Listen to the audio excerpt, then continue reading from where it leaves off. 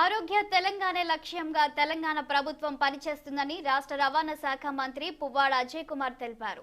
అందుకు తగ్గట్టుగా వైద్య రంగాన్ని బలోపేతం చేసే దిశగా అన్ని చర్యలు తీసుకుంటున్నామన్నారు.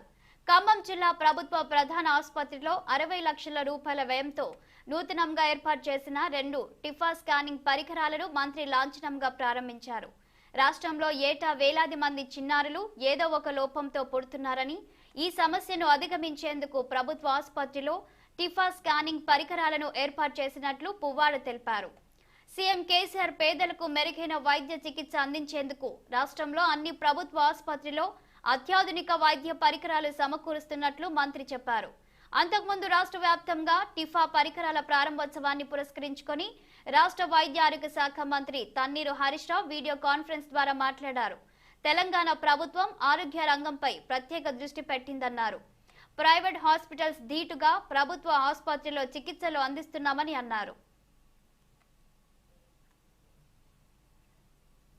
శాఖ మంత్రులు పెద్దలు హరీష్ రావు గారి నేతృత్వంలో ఆవిష్కరించబడ్డాయి.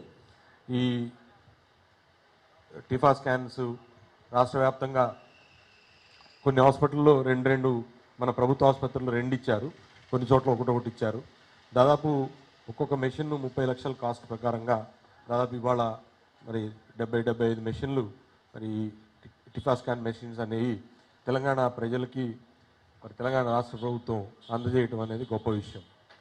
గౌరవనీయులు ముఖ్యమంత్రి వర్యులు కేసీఆర్ గారు ప్రభుత్వ రంగంలో వైద్యాన్ని బలోపేతం చేయడం కోసం అని చెప్పి గత 8 సంవత్సరాలుగా తీసుకుంటున్న అనేక చర్యల కారణంగా ఈరోజు ఒకప్పుడు నేను రాను బిడ్డ సర్కారు దవాఖానకు అని ఒక సామెత లేదా ఒక పాట ఉండేది.